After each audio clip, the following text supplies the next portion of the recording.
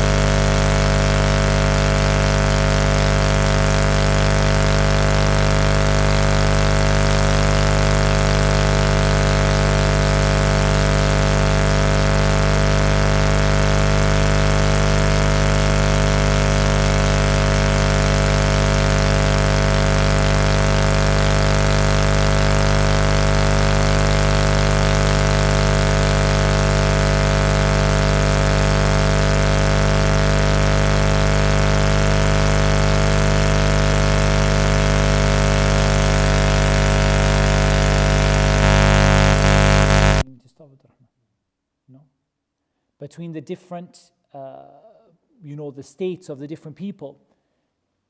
For example, إِلَى رَبِّهَا نَاظِرَةٌ. What's the opposite of that?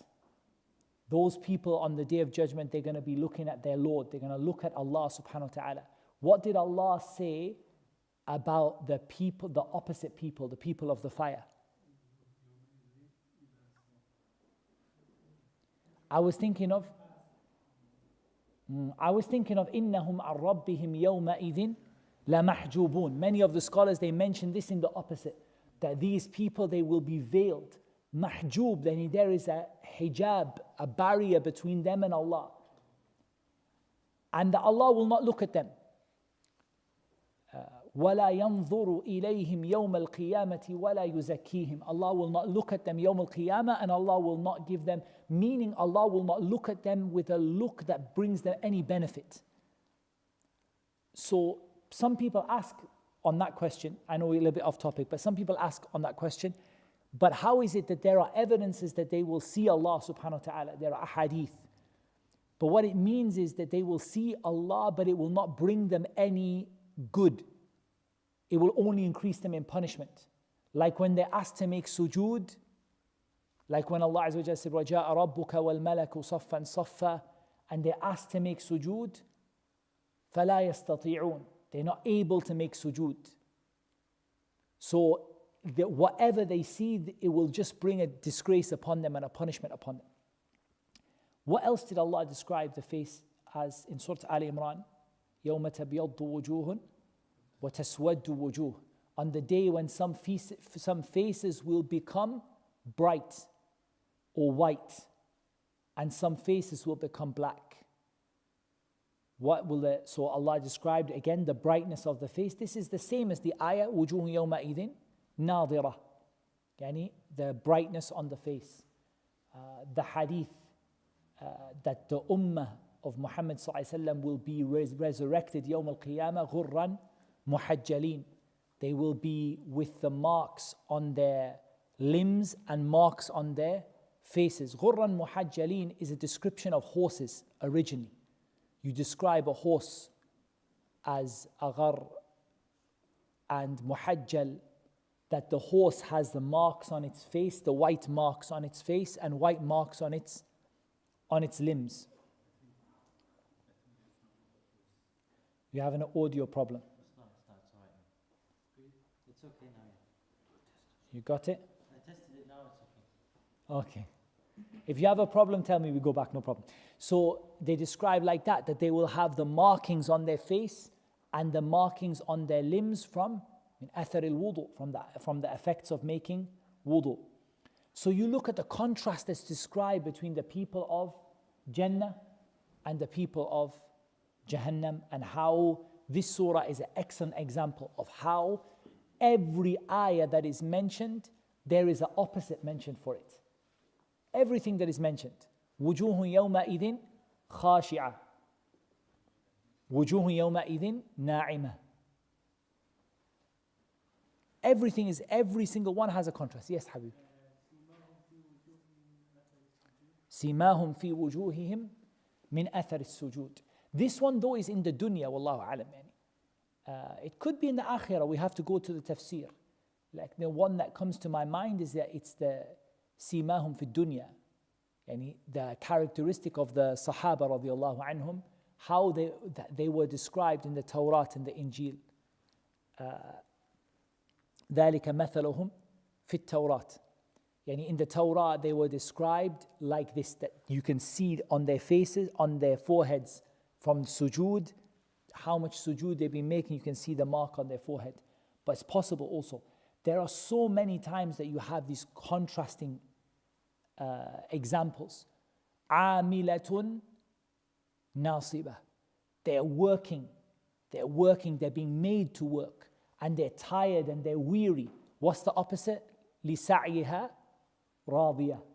They've been making efforts, but their efforts they are pleased with them. Allah is pleased with their efforts, and they are pleased with their efforts. Even the ayah لا تسمع فيها لاغية, in other places in the Quran also it's mentioned what will the people of Jahannam, لا تدعوا اليوم ثبورا واحدا وادعوا ثبورا كثيرا, and many ayat that talk about the screaming of the people of the fire, that they will scream at each other, they will curse at each other.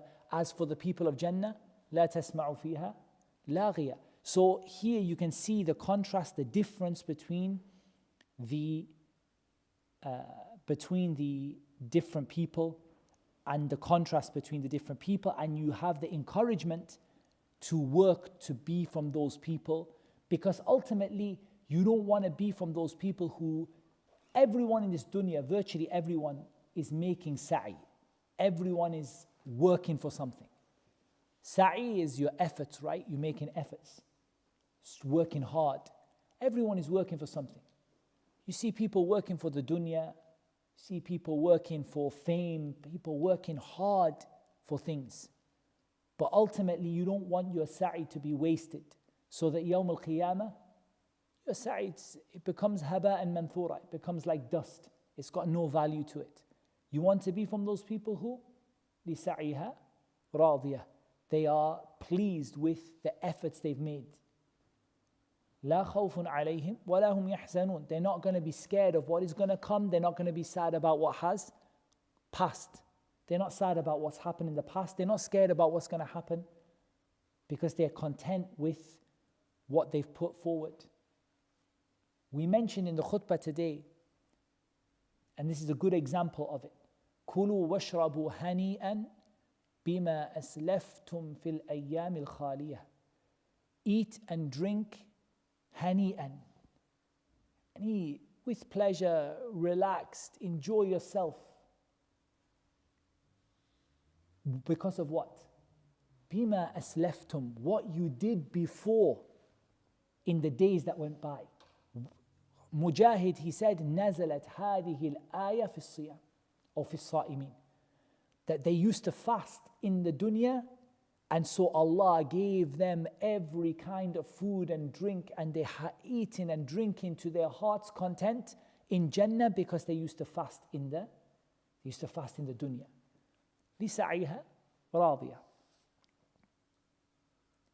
We mentioned فيها عين جارية, that it appears that the word ayn here is not aynan wahida, it's not one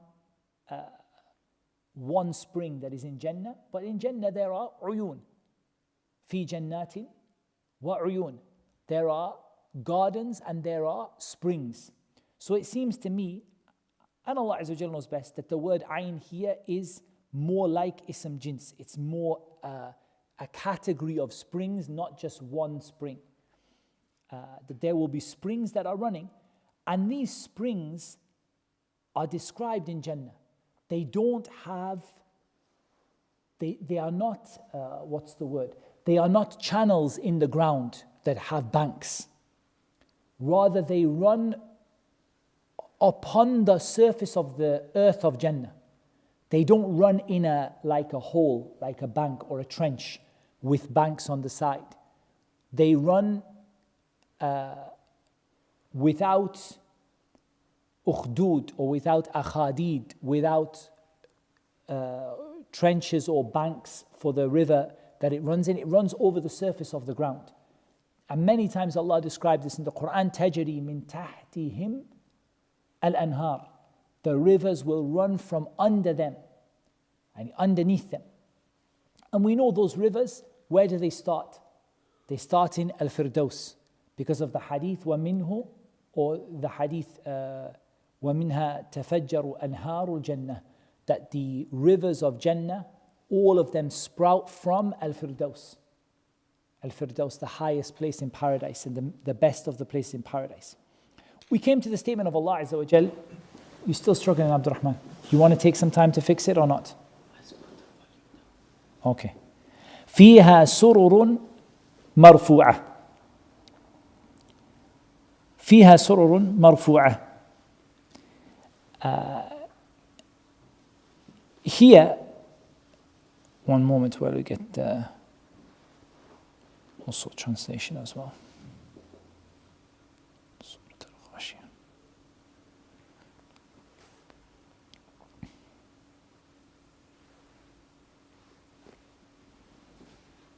Here, Allah Azza wa Jal describes the surah, and the surah here are what they will recline upon and sit upon.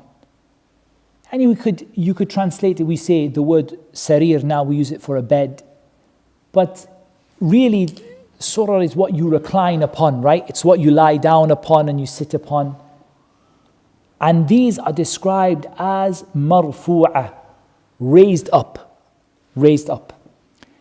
Here, this being raised up, is it something which is physical, or is it something which is in status? Is it something physical, or something which is in status? But there is no need to, there is no need to separate between those two. We can take both of them. We can say that they are physically marfu'ah, they are raised up high, they are elevated. That's a good word in English. Elevated. I'm trying to see what they used in the translation for it. Did they use the word elevated? They said couches raised high. Raised high or elevated, but also that they are high in status as well. That they are for people of a high position. And no doubt the people who are the people of Jannah, they reach a position which is a lofty position. وَأَكْوَابٌ مَوْضُوعَةٌ. Akwab are obviously the things you drink from. Here they call them, they're translated as cups, but they are drinking vessels. And there is a long discussion in fiqh al-lugha about the difference between a kub and a ka's, and that a ka's is more usually used for alcohol or khamar, wine, and the difference between them. And it's said that the ka's is the one you can see through, and the kub, and there's a lot of discussion about it, but we're not gonna go too much into that. It's said that the difference is that the kub is that one that you can't, whether it has a base to it or something like that, and it's said that whether you can see it or not. But Allah Azza wa Jal describes them as these cups as being mawdu'a. Mawdu' means they've been put in their place. And the scholars of tafsir, they have a lot of discussion around this. Some of them, they related to this فيها عين جارية. They said فيها عين جارية. They related it to that. They said on the side of where the rivers, where the springs flow, there will be cups placed along the sides. So the cup is placed out. You know, like when you come to a banquet or you come to someone's invitation and they've placed all of the cups, everything, the plates are ready for you, the cups are ready for you. Akwabun mawdu'a. It's said that they will be placed by the side of the river. Some of the scholars of tafsir, they mention this. But it's more general than that. The ayah is more general. The ayah doesn't mention that it will be at the side of the spring. Rather, it mentions or it indicates that throughout Jannah, there are akwab, there are cups that are placed around Jannah for the people of Jannah to drink from. And we know the rivers of Jannah, the river of milk, the river of honey, the river of water, the river of wine. The wine that doesn't make you intoxicated and doesn't make you feel ill afterwards. But there is something important to remember about Jannah. When we're talking about cups, we're talking about rivers and milk and honey and wine and water. Very important to remember what Ibn Abbas radiallahu anhuma, he said, there is nothing in Jannah from what is in the dunya illa al-asma, except names for things. Which means that the milk in Jannah, you cannot compare it to the milk in this world. You can't think that, it's nice to think, okay, a river of milk that doesn't go bad, it doesn't go off. It's nice, but it's not what is in Jannah. It's not, what is in Jannah is much, much greater than that. But we're described with things we know. Allah subhanahu wa ta'ala revealed the Quran in Arabic, and He revealed it like we said. لَيْسَ لَهُمْ طَعَامٌ إِلَّا مِنْ ضَرِيعٍ. Allah revealed it in the language with the things the people know. That's why Allah subhanahu wa ta'ala, even when Allah Azza wa Jalla said later on in the surah, أَفَلَا يَنْظُرُونَ إِلَى الْإِبِلِ كَيْفَ خُلِقَتْ. He didn't say أَفَلَا يَنْظُرُونَ إِلَى الْفِيلِ or some other animal, which is amazing animal, the giraffes and the elephants and these different animals. He spoke to the people with what they know.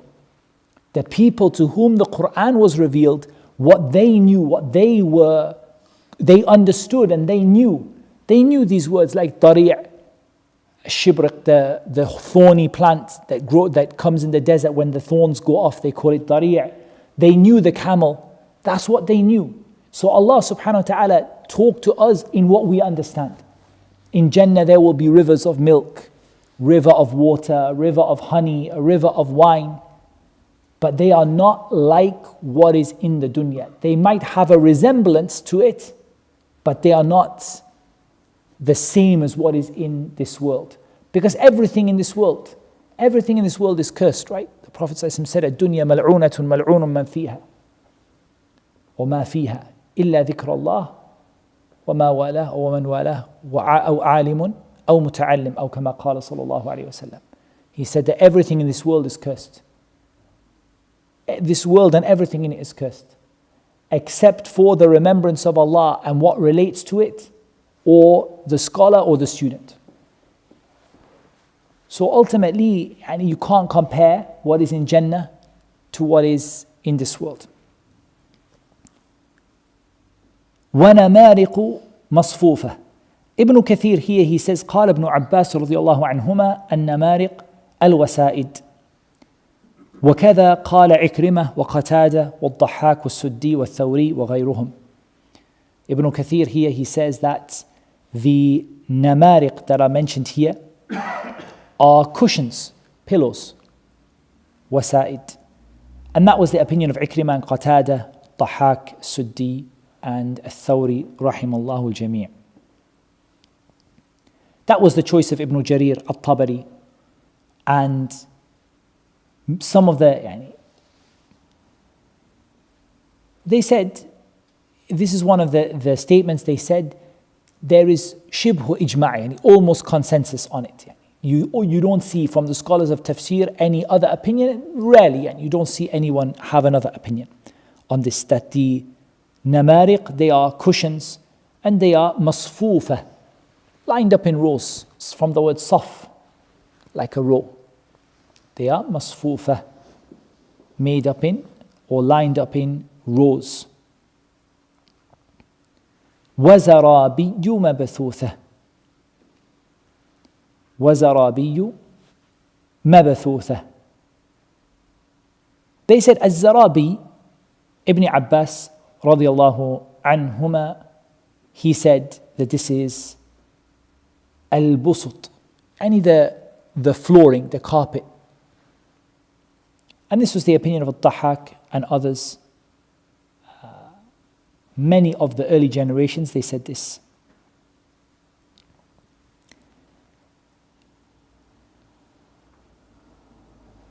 Ibn Jarir here, Ibn Jarir, he mentioned a different explanation for it. But to get it, I'm going to have to find out. I'm going to have to bring it up. He mentioned a different explanation for it.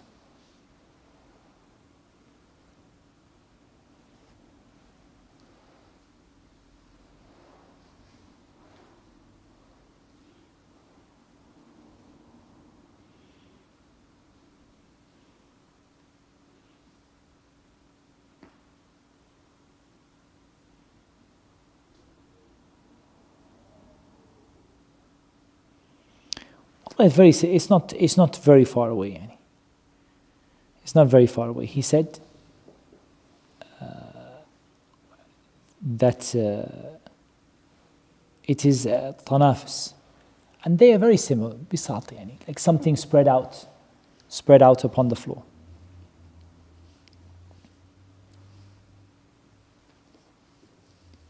And mabthutha,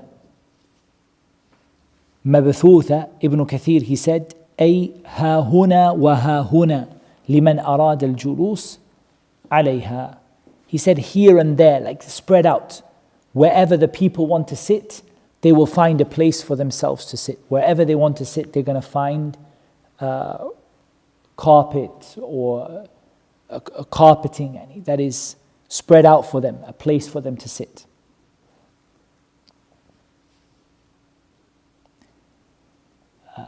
Additionally, we can mention on this also, is that this indicates that there will be many. Even this description here, all of these descriptions, فيها سرر مرفوعة وأكواب موضوعة ونمارق مصفوفة وزرابي مبثوثة.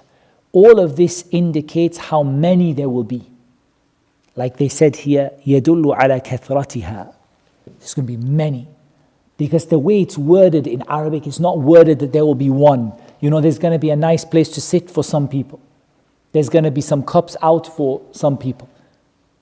It's worded in a way that there will be so many that everybody will have a place from their heart's content to recline, a place to lie, a place to sit, a place to drink, a place to eat, all throughout Jannah, not in one place, but spread out, mabathutha, spread out all over, ha huna wa ha huna, here and there.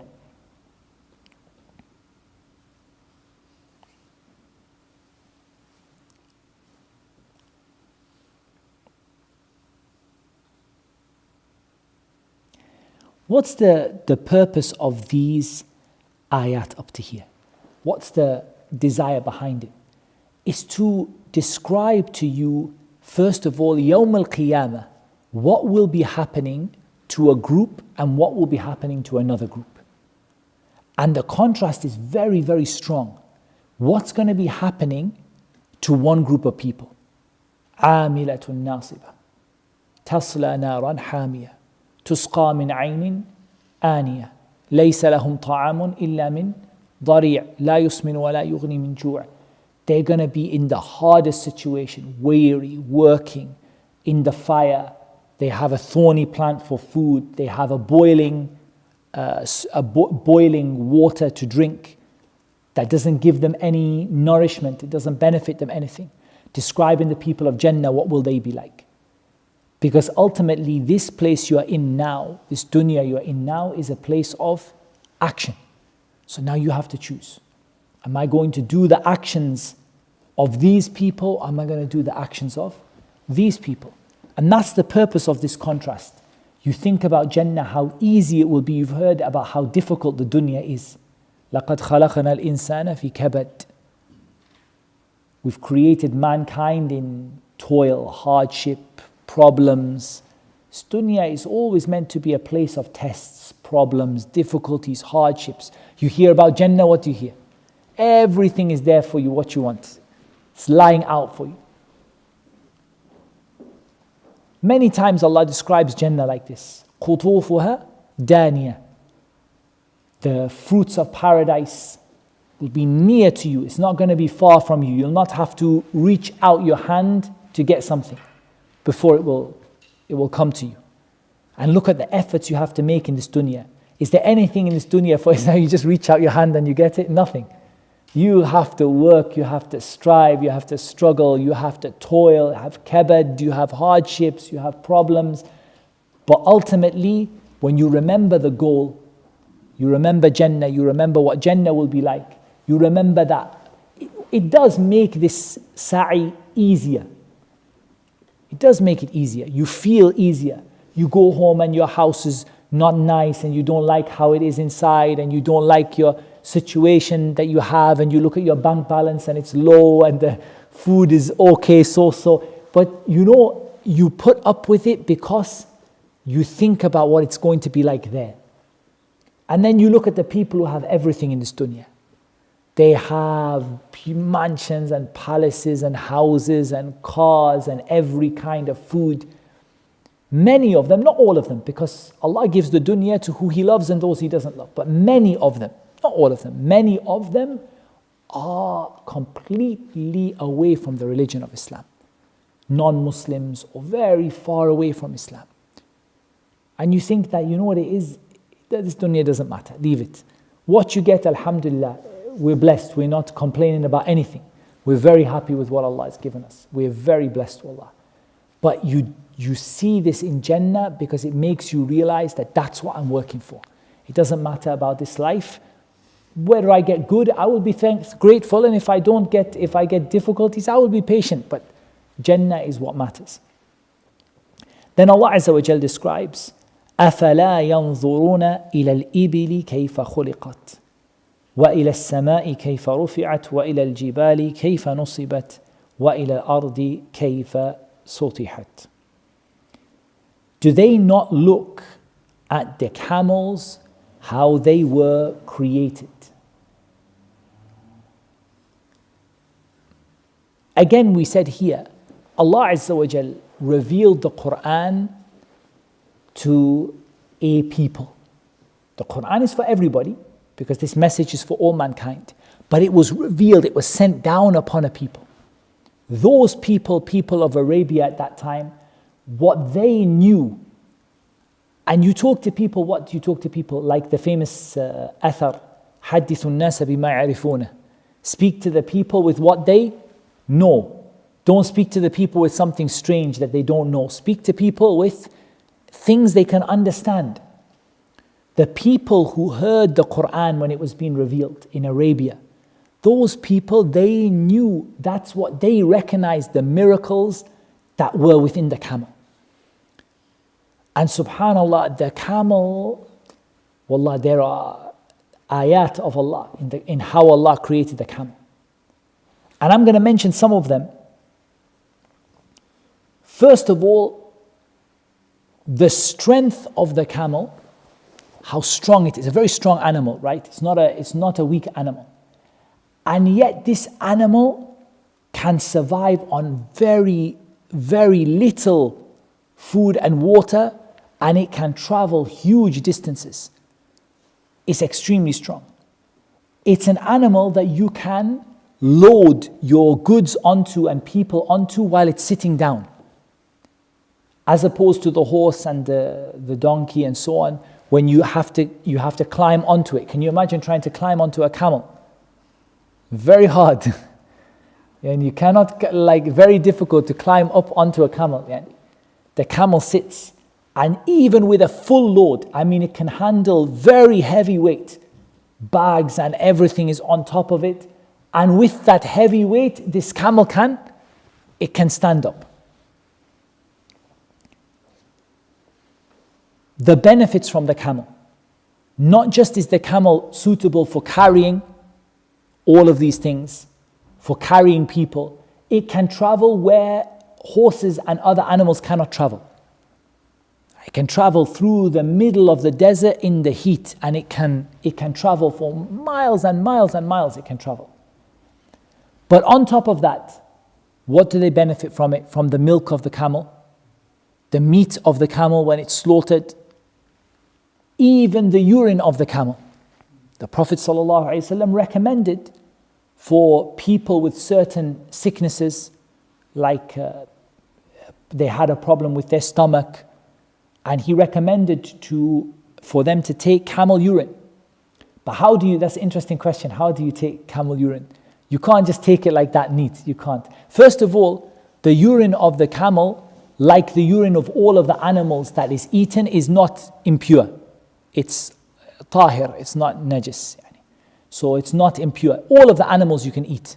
So the camel, the cow, and the sheep, and the goat, the animals that you can eat, the waste product of the animal is not najis, it's not impure. That doesn't mean you should go near it, it's just not impure. You don't have to worry about it. This, you don't drink it like that. What did the Prophet ﷺ say? Min abwaliha, min albaniha wa abwaliha. You drink from the milk and the camel urine. It's mixed together. It's mixed together. And you drink it as a medicine, not as a drink, as a medicine. And wallah, there are people, wallahi, many people.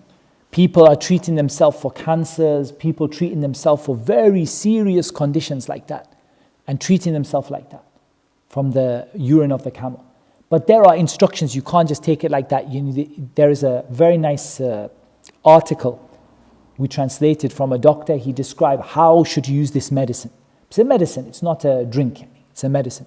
He described how to use this medicine, how many ml, and how to keep it sterilized and clean, and how to take the milk, and what kind of camel, and what age. There is an understanding to it. But the point is, look at how many things you benefit from the camel. And the camel, so many things that people benefited from.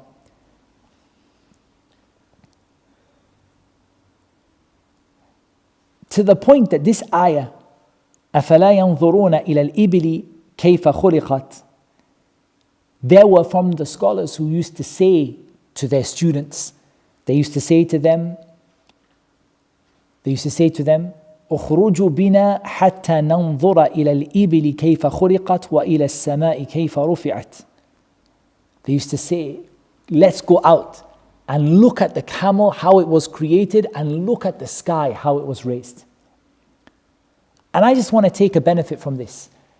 Wallah, sometimes you go outside. If you just open your eyes and look around you, you'll see so many signs from the signs of Allah Azza wa Jal. Just look up at the sky.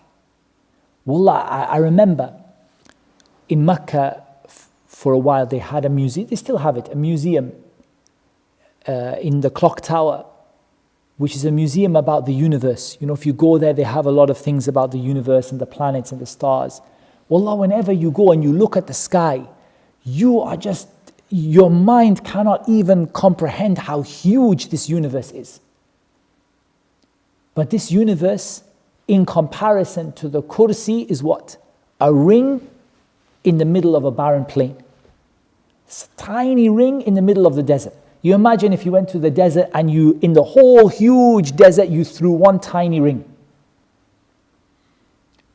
And the footstool in comparison to the arsh is like a ring in the middle of the desert. Wallahu Akbar. And Allah is greater than that. Subhanallah. You think about how huge this universe is. How is the heavens held up? How is the oxygen held down for us to breathe? You listen to the scientists, wallah, ajib, these people. Some of them are atheists, the scientists, and they, subhanallah, they explain things that if anybody heard them, wallah, they would accept Islam. How can they not accept Islam? They explain the conditions that have to be present for the atmosphere, for the air that you breathe. All these planets they found, they have no chance of life. There's too much of this, too much of that, a little bit out of balance, this is out of balance, this is not in the right temperature, that is not. Subhanallah. And Allah Azza wa Jal raised up the heavens. What did Allah Azza wa Jal tell us? For example, in Surah al Mulk, do you see any? هل ترى من فطور? Do you see any breaks? Do you see any gaps in the heavens? Do you look up at the sky? Like, when you take a picture of something, and then you take a panorama, you take another one, and you have to cut it in one place and another. You see the gap where one goes into the next. If you look at the sky, do you see any gaps, any patches, any bits that were sewn together? La wallah, you see, subhanallah, your eyesight, like Allah subhanahu wa ta'ala, He told you that your eyesight will come back. It's going to come, your eyes are going to hurt from how much you look at the universe and the sky and the heavens. You cannot see the end of it. Even they send the satellites and cameras, and they go for hundreds of thousands of miles. They still can't see anything at the end of it, because your eyesight is going to come back tired looking at the creation of Allah. وَإِلَى السَّمَاءِ كَيْفَ رُفِعَتْ. How Allah Azza wa Jal raised up the heavens.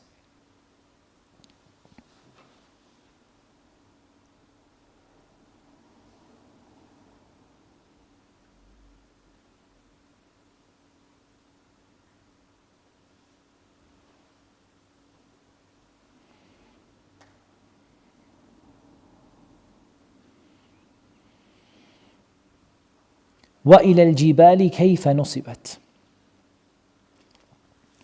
And the mountains. The mountains, how they are, and nusibat, how they have been erected, and placed tall, made to stand up. The mountains, wallah, there are many signs of Allah subhanahu wa ta'ala in the mountains. And especially when there's a very interesting point. Some of the mashayikh mentioned this point. It's a very good point. They said that what happens to us? We become fooled by what is normal to us. If you live in, let's say for example, you live in a country that has camels, many camels. And these big mountains, desert mountains. You see them and you don't think anything of it. Somebody comes there who's never seen a camel before. What do? They get out of their car, they take their camera, they start taking a picture. They're so amazed by it. And likewise, when you look at the mountains in other regions, if you look at, the documentaries on the Himalayas, and you look at these huge mountains covered in snow. If you take the people from the desert and you put them in these huge snow-covered mountains, Allah, they see ayat of Allah, many signs of Allah in it. But the people who live there, what happens? They become used to it. It doesn't make them think. When you take someone to see the sea for the first time, they never saw the sea. They lived in a landlocked country, they never saw the sea.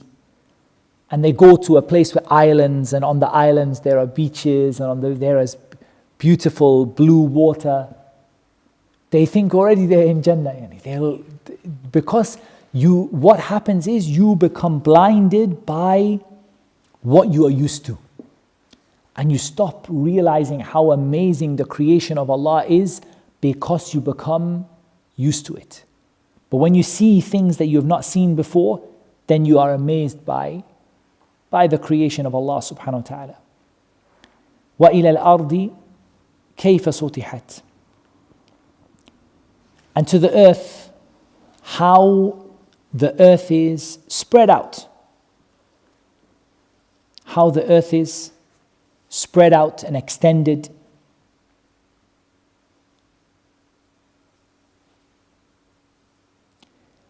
Now when we bring these things together,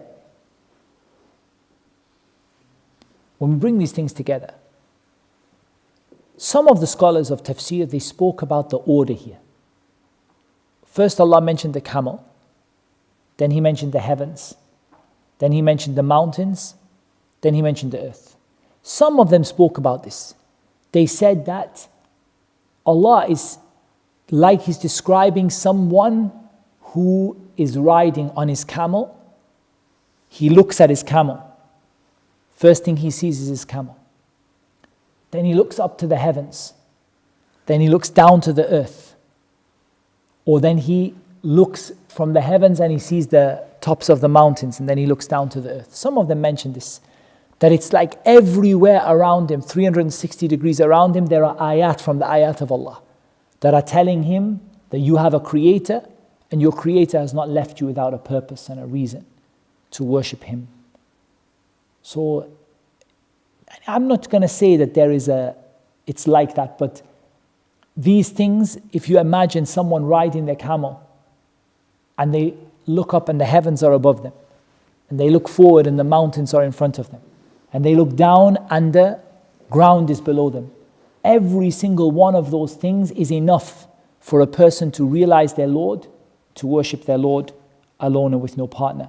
And when you see these things, what's the purpose? Like Ibn Kathir, he described the purpose here. He was quoting, but he described the purpose. He said that it indicates what? He said, I'll quote you the whole quote.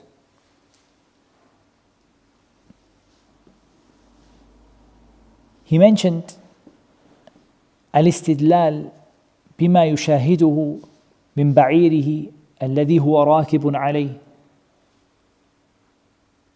والسماء التي فوق رأسه والجبل الذي تجاهه والأرض التي تحته على قدرة خالق ذلك وصانعه وأنه الرب العظيم الخالق المالك المتصرف وأنه الإله الذي لا يستحق العبادة سواه. He said, it's the evidence in this for what a person sees from their camel that they're riding upon, and the heavens that are above them, and the mountains that are in front of them, and the earth that is below them. They see the vastness of the power of the Creator who created and fashioned these things, that He is the Lord Al-Azim, the Great, Al-Khaliq, the Creator, Al-Malik, the Sovereign, Al-Mutasarrif, the one who controls everything, and that there is no God worthy of worship but Him, and that He is the only one that deserves to be worshipped. And to be honest, this is the purpose of mentioning these things. And I just want to highlight a benefit. I want to highlight a benefit. When you're speaking to people who are atheists and you're trying to talk to them about Islam, there's a benefit in many ayat like this, because the Quran has a methodology when it comes to what we call adillatun aqliyatun shar'iyyah, evidences that are logical, but they're also from the Quran. For example, أَمْ خُلِقُوا مِنْ غَيْرِ شَيْءٍ أم هم الخالقون أم خلقوا السماوات والأرض بل لا يوقنون. Were they created from nothing, or are they the creators, or did they create the heavens and the earth? They are not certain. So what we see from this is that when you are trying to speak to people who don't believe in God at all, you need to approach them with adillatun aqliya shar'iyya, not adillatun aqliya mahda, pure logic. Because pure logic will not get you or them anywhere, because the point is that you will never agree, because the intellect is different. Al-uqul tatafawat, right? You have differences in intellect. So you'll never be able to discuss with pure logic. Just, let me, prove 1 + 1 = 2. Instead, you have to use the Sharia, but you have to use the logical evidences given in the Quran. How does the Quran talk about this? There are logical evidences in the Quran. Those evidences take you through rububiyyah to uluhiyyah. From the idea that Allah is your Lord and Creator to the fact that you should worship Him alone. They don't suffice with Allah as your Lord and Creator. It brings the message of worshipping Him alone. In Surah al Ghaashiyah, all of this, لِسَعِيهَا رَاضِيَةٌ, it's all about worshipping Allah. عَامِلَةٌ نَاصِبَةٌ, these people who are going to be in the hellfire because they didn't worship Allah. Allah invites them, look, use your mind. Look at the camel. Look at the heavens. Look at the mountains. Look at the earth. You have to conclude that you have a creator. Now, once you have concluded you have a creator, now you have to ask, does that creator leave you without guidance? No. The people have to be given, أَيَحْسَبُ الْإِنسَانُ أَن يُتْرَكَ سُدًى. Does a person think they're going to be left without, just lost, random, just do what you want? So now the person has to investigate, okay, if I have seen in these things, I've seen that there is a Lord, there is a Creator, now I have to investigate, what's my next step? Okay, now I have to worship Him alone and with no partner. And this is the methodology of the Quran. The reason I mention this is because a lot of people in da'wah, when it comes to these things, they get lost. They either become completely, in logic, and they start, their da'wah is they're quoting Greek philosophers and Indian philosophers and numbers and logic and patterns and theories, and that's not how Islam is. Islam called them very simple. أَفَلَا يَنْظُرُونَ إِلَى الْإِبِلِ كَيْفَ خُلِقَتْ. Don't you look, just look at the camel. Now you tell me it doesn't have a creator? Tell me it came like this out of nothing? Okay, now you have realized you have a creator, now what shall you do with it? And shall you not worship that creator alone and with no partner? أَمْ خُلِقُوا مِنْ غَيْرِ شَيْءٍ أَمْ هُمُ الْخَالِقُونَ. Were they created from nothing? Do you believe you came from nothing? No. أَمْ هُمُ الْخَالِقُونَ. Do you think you created yourself? This is no. أَمْ خَلَقُوا السَّمَاوَاتِ وَالْأَرْضِ. Or did you create the heavens and the earth? بَلْ لَا يُوقِنُونَ. They don't have yaqeen, they're not sure.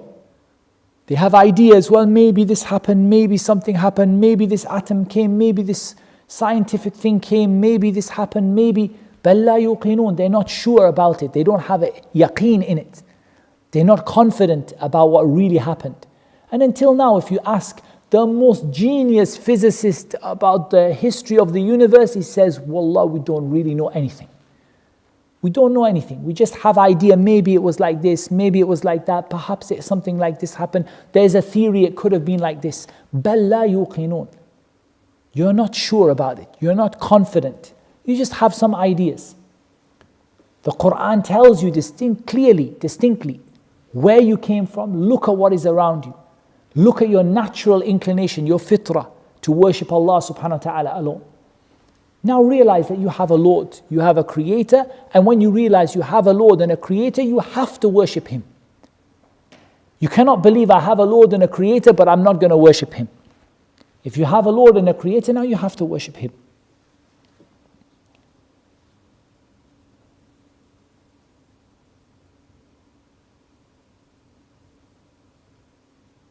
There is a hadith which is worth mentioning. It's a very nice hadith. A hadith narrated by Imam Ahmad from Anas radiallahu anhu.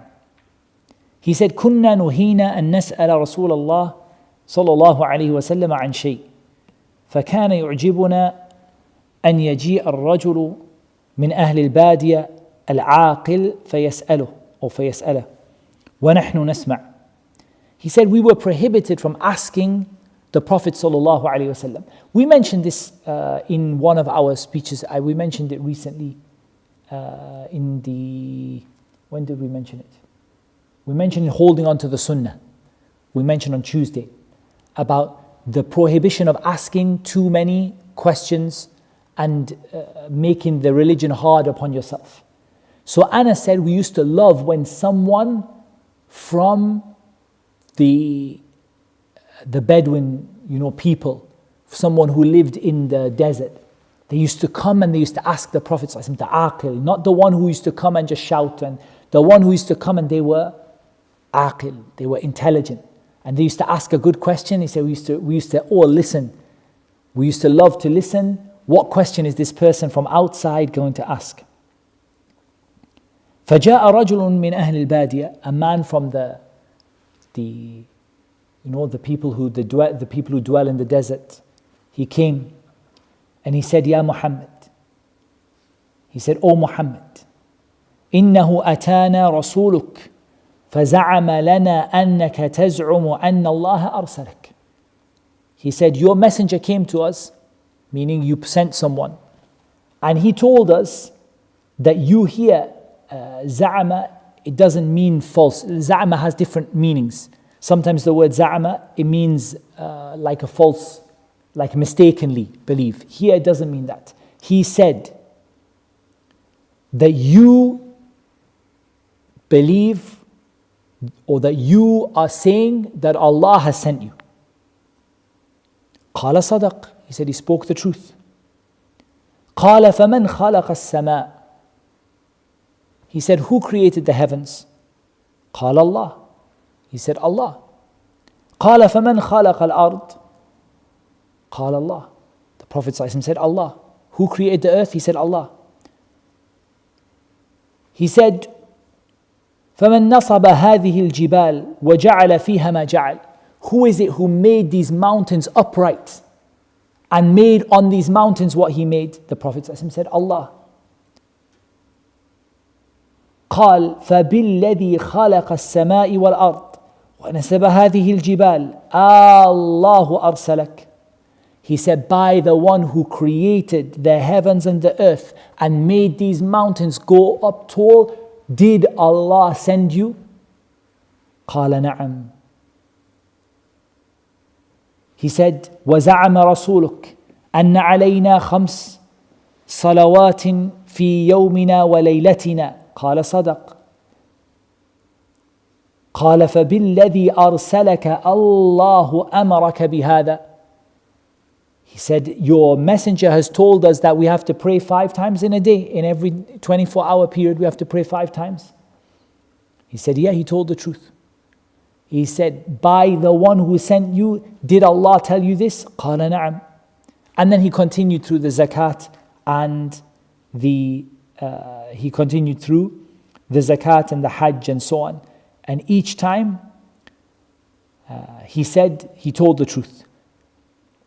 Then the man went away. And when he was going away, he said, وَالَّذِي بَعَثَكَ بِالْحَقِّ لَا أَزِيدُ عَلَيْهِنَّ شَيْئًا وَلَا أَنْقُصُ مِنْهُنَّ شَيْئًا. He said, by the one who sent you with the truth, I'm not going to do anything more than you told me. 5 prayers, zakah, and so on, the fasting and the hajj. You told me this, that's what I'm going to do.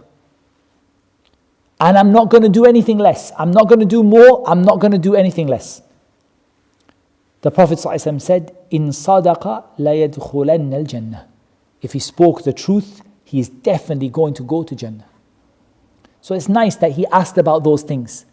He asked who created the heavens, who created the earth, who created the mountains. Okay, Allah. Now he's trying to put the Prophet ﷺ in a place. He wants to say, okay, if you're saying Allah, then are you saying that Allah sent you? So he first asked him, who created the heavens? He said, Allah. Who created the earth? Allah. Who put the mountains? Allah. Okay, the one who created the heavens and the earth and the mountains, he's the one who sent you? He said, yes. And so on. So that's a nice hadith that reminds you of this point. We nearly finished, inshallah. فَذَكِّرْ إِنَّمَا أَنْتَ مُذَكِّرْ لَسْتَ عَلَيْهِمْ بِمُصَيْطِرٍ. Remind the people, for you are one who reminds. You are not someone, you are not musaytir, you are not someone who compels them or forces them. And you're not somebody who forces people. Your job is not to force people to accept or not. Your job is al-balagh al-mubin. فَذَكِّرْ. Remind the people, tell the people, convey to the people in the best possible way. إِنَّمَا أَنْتَ مُذَكِّرْ. What your job is, your role is to convey the message. That's what it is. Remind the people, that's what you have to do. You are only a reminder, someone who came to remind the people. Your job is al-balagh al-mubin. Give the clear message. You're not there to force the people. You're not there to force the people. You're not there to put iman in their hearts. One of the meanings of musaytir, some of them said, they said the meaning of musaytir, you are not in control of them. You're not the one who puts iman in their heart. إِنَّكَ لَا تَهْدِي مَنْ أَحْبَبْتَ وَلَكِنَّ اللَّهَ يَهْدِي مَنْ يَشَاءُ. You don't guide who you want, but Allah guides. You don't guide who you love, but Allah guides who He wants. So that's why the Prophet ﷺ was told not to, don't stress yourself over these people when they're not becoming Muslim. It's not your job to put iman in their heart. Your job is to convey. And this is also a very important lesson in da'wah. Your job is to give the message. It's not to put iman in people's hearts. And wallahi, many people I've met in da'wah, I would even say a huge number of people, they did not understand this. They continue, either they compromise, they change the message of Islam, they try, because they have this idea that I have to put iman in that person's heart. La wallah. Your job, give the message of Islam. Give it. فَذَكِّرْ. Remind the people what Allah said. If they want to take it, فَمَنْ شَاءَ فَلْيُؤْمِنْ وَمَنْ شَاءَ فَلْيَكْفُرْ. Whoever wants to believe, let them believe. Whoever doesn't want to believe, don't believe. But you're going to now taste the punishment of the choice you made. That's how it is.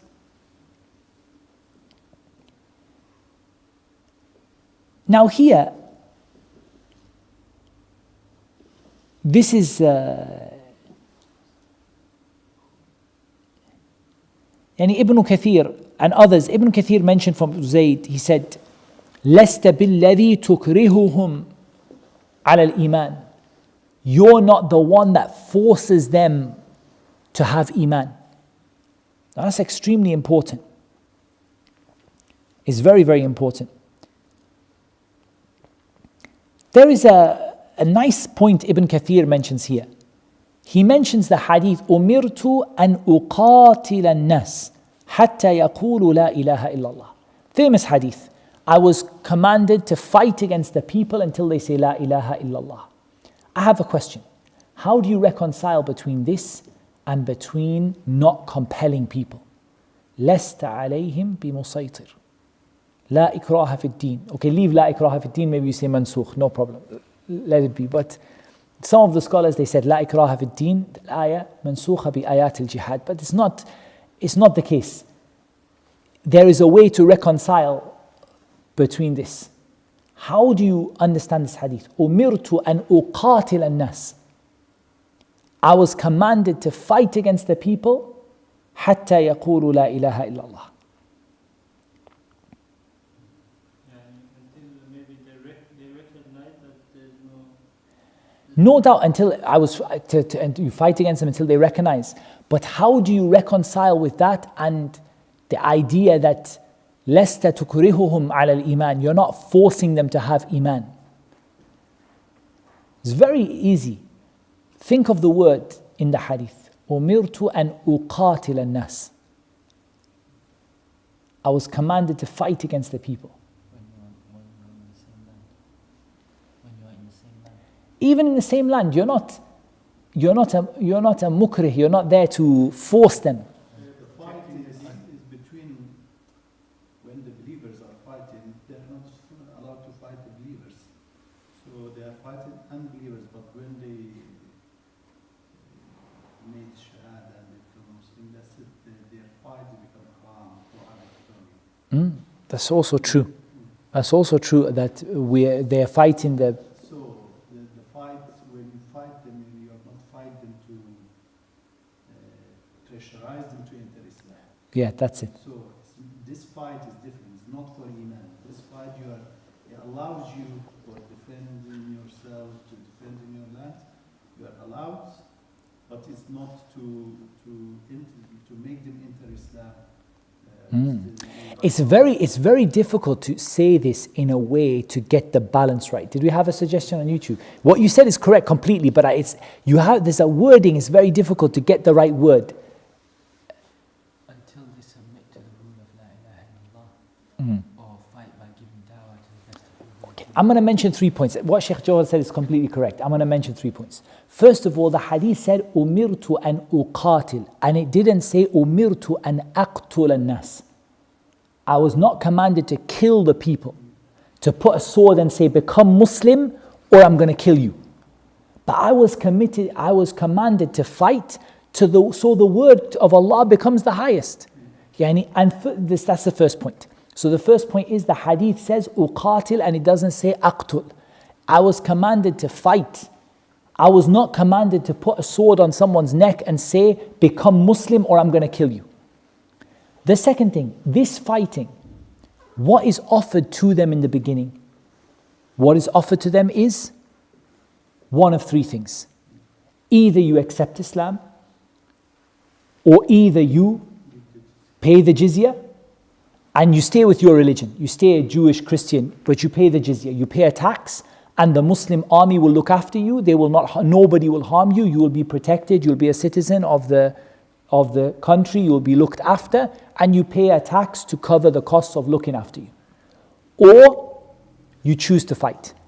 If you choose to fight, nobody is telling you that you are forced to become Muslim. You choose openly. You made a decision. You're going to fight. Okay, they're going to fight. But nobody is putting a sword on your head and saying, if you don't say La ilaha illallah, I'm going to kill you. No, first of all, you had a choice. You had a choice, either you accept Islam, or either you pay the jizya, or either you fight. And if you fight for yourself. And no one is forcing you to accept anything. But they're telling you the consequences. And the consequences are different from the choice. It's not ikrah to say there's consequences. There are consequences when you don't decide to become a Muslim. There are consequences. You're going to have consequences. But those consequences, nobody is still forcing Islam upon anybody. On an individual, and to that particular individual. So those are some of the things that they mention here.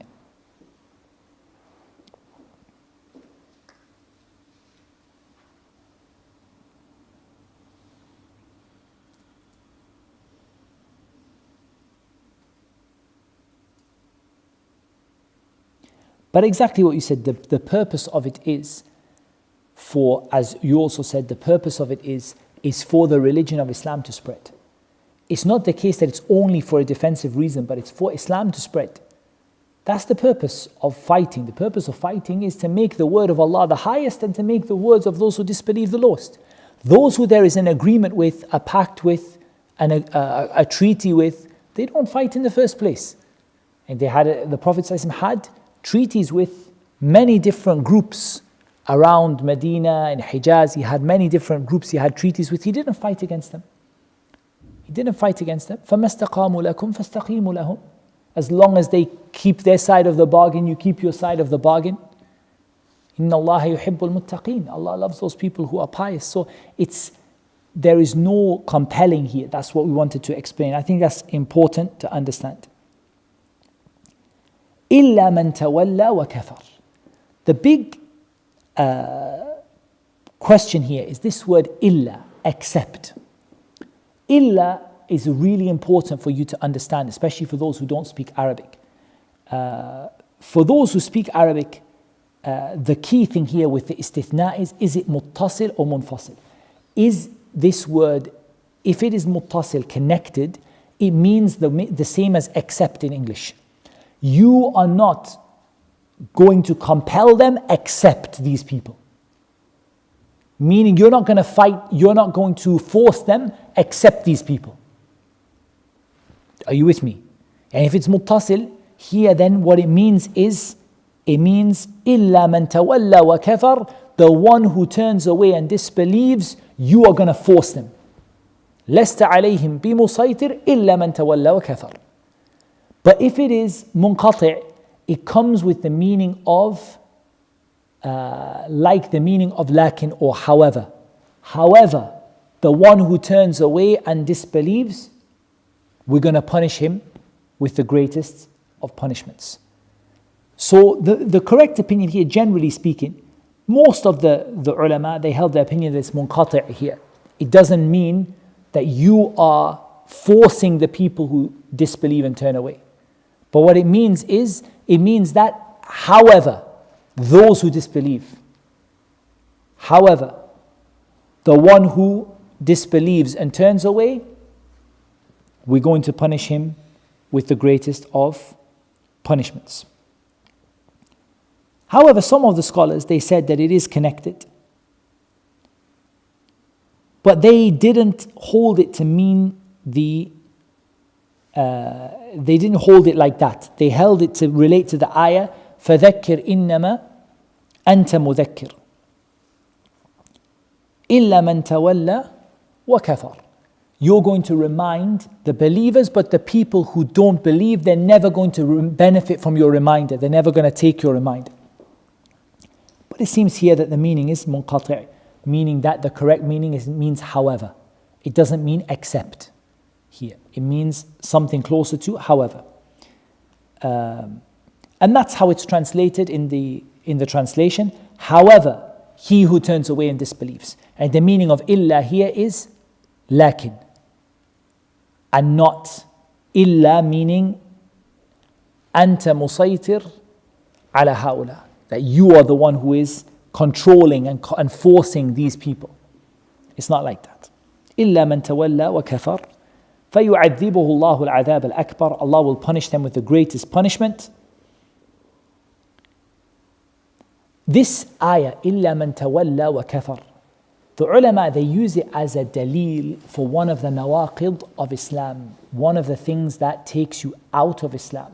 Does anyone know which of the nawaqid of Islam they use this as a dalil for, as evidence for? إِلَّا مَنْ تَوَلَّى وَكَفَرْ فَيُعَذِّبُهُ اللَّهُ الْعَذَابَ الْأَكْبَرَ.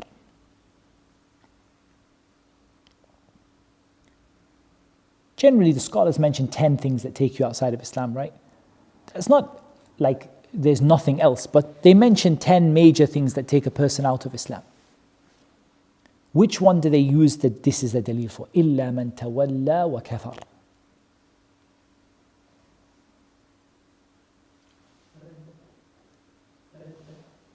Sorry? Ridda an deen al-Islam. They do, but they don't mention ridda in one of the, like in the 10, they mention it like, they have a different way they explain it. You're right, the one who leaves Islam. But they mention it. Yeah, they don't mention it in that, you're right, that's one of the 10, but they don't mention it in that one either. They mention it in kufr i'rad. They mention it as the dalil for kufr i'rad, the one who turns away from the religion completely. So it is ridda, but they call it, what they call it is they call it i'rad. لا يعمل به ولا يتعلمه. The person who doesn't do any of the actions of Islam, they don't pray, they don't fast, they don't come to Jumu'ah, they don't do anything, and they don't make any effort to learn Islam. This is what they call kufru i'rad, the disbelief of turning away from Islam, and this one is the one the ulama they mention for it, إِلَّا مَنْ تَوَلَّى وَكَفَرْ فَيُعَذِّبُهُ اللَّهُ الْعَذَابَ الْأَكْبَرِ. But there are other evidences as well. The ayah in Surah Taha, فَمَنْ أَعْرَضَ عَنْ ذِكْرِي فَإِنَّ لَهُ مَعِيشَةً ضَنْكًا, and so on. But this is one of the evidences they mention. إِلَّا مَنْ تَوَلَّى وَكَفَرْ. Last part of the Allah Azza wa Jal mentioned فَيُعَذِّبُهُ اللَّهُ الْعَذَابَ الْأَكْبَرِ إِنَّ إِلَيْنَا إِيَابَهُمْ. To us will be their iyab. Ibn Kathir, he said, marji'uhum. It will be where they will come back to. ثُمَّ إِنَّ عَلَيْنَا حِسَابَهُمْ. Then we will take them to account for their actions, and we will give them rewards. If it is good, I will give them recompense. If they've done something good, we'll give them good. And if they haven't, then they will get what they deserve. And that is the conclusion really of the whole surah. Inna ilayna iyabahum thumma inna alayna hisabahum. After all of this, after you mention now all of the, you mentioned Allah subhanahu wa ta'ala mentioned. Allah mentioned the situation of the people of the fire, the situation of the people of Jannah. Allah subhanahu wa ta'ala mentioned the signs in creation that lead you to worship Him. Allah mentioned that the Prophet ﷺ is there to remind, he's not there to compel you. Then Allah subhanahu wa ta'ala mentioned the punishment of the one who turns away. And finally the conclusion is, all of you are going to go back to Allah. All of you, Allah is going to take you to account for what you've done. In khayran, fa khayr. And if it's good that you have done, then you're going to get good for it. Wa in sharran fa shar. And if it's bad that you've done, then you're going to get recompensed for that. So that's the final message of the surah. After you've been told about what is in Jannah, what is in the fire, the punishments, you've been told about it. At the end of the day, it comes down to that. Every one of us is going back to Allah, and every one of us is going to be taken to account for what Allah subhanahu wa ta'ala, what we have put forward for ourselves, whether good or bad. Did anyone have any questions?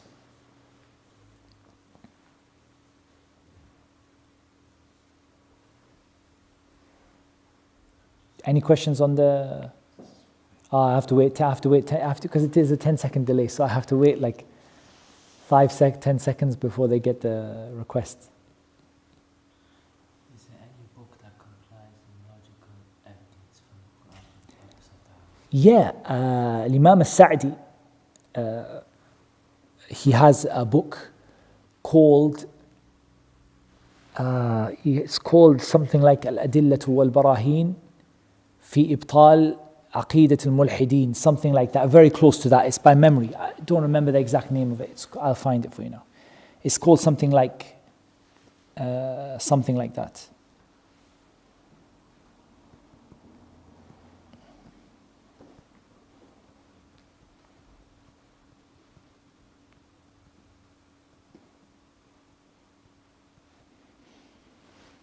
It's a very nice book. It's called الأدلة القواطع والبراهين في إبطال أصول الملحدين. Very, very, very good book. Somebody recommended, one of the mashayikh, I don't remember who is it, when I asked him about it. I don't know if it was Shaykh Abdul Razzaq al-Abbad. I asked him. I don't remember if it was him or someone else, but I asked him and they recommended this book. It's a very, very good book. The undoubtable evidences and clear proofs for destroying the foundations of atheism. It's a very, very, very good book by Imam al-Sa'di, rahimahullah ta'ala. And he mentions many of the evidences.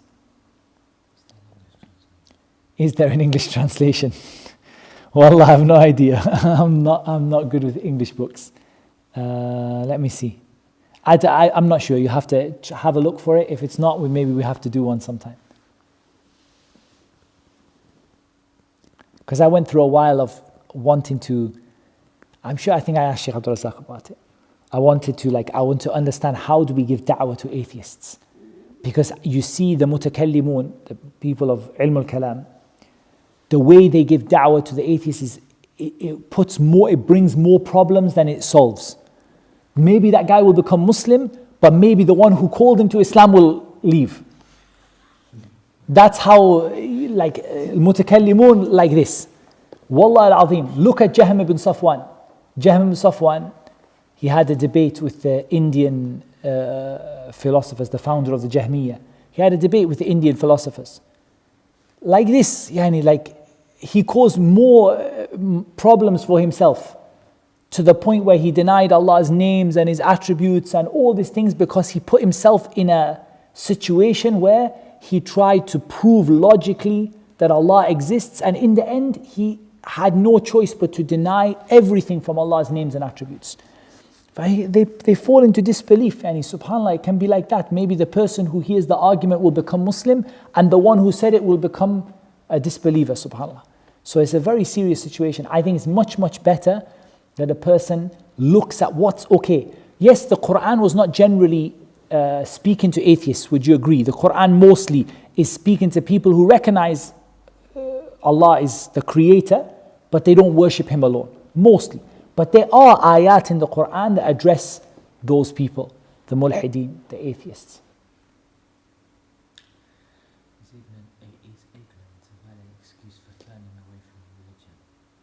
La wallah, in the nawaqid of Islam there is no excuse. Not joking, not ignorance, no, nothing. There is no udhr bil jahl in this. And this is like, if a person turns away from their religion and they don't make an effort, that's why they said, look at the condition he said. He said, من أعرض عن دين الإسلام لا يعمل به ولا يتعلمه. He doesn't act on it and he doesn't try to learn it. So if the person says, look, I'm new Muslim, I'm not doing what I'm trying to learn, okay, maybe the person has a chance. But we're talking about someone who doesn't make any effort to learn, doesn't make any effort to do anything. For this person can't be described with Islam in the first place, because they're not doing Islam. How should we understand the verses that are specifically mentioned about the ones who leave off the actions of Islam? Should we still take it as a general understanding? Leaving off actions in Islam. Wallah, this is a long topic. Leaving off actions in Islam. And really this is a topic for another day. We want to talk about what the ruling is of someone who leaves off actions in Islam, and when do they become a disbeliever or not. This is a topic for another day, because it's a big topic, to be honest. There's a lot of things you have to understand in it. And the ruling of the salah, hukm tariq as-salah, the one who leaves the salah, are they disbeliever or not a disbeliever? But this is something that needs a lot of detail. So maybe in one of the Aqeedah classes we can go through in some detail, inshallah, because it's not a 1 minute answer. But generally we advise people, look, that there is a difference between takfir al-mu'ayyan, making takfir on a particular person, and the concept that something is kufr. Leaving off all of the actions of Islam is kufr. But does that apply to individuals? This is where it gets more complicated, and you need more details, tafaseel and things like that. If this dunya is cursed, is it wrong to seek happiness in this world? What is the limit? Seek whatever happiness in the dunya you want that is not at the expense of your deen. SubhanAllah, someone likes to eat chocolate or ice cream or something like that, from time to time. La ba's, it doesn't do you any harm. Allah didn't prevent you from it. But don't do something that harms your deen. Don't do something that harms your deen.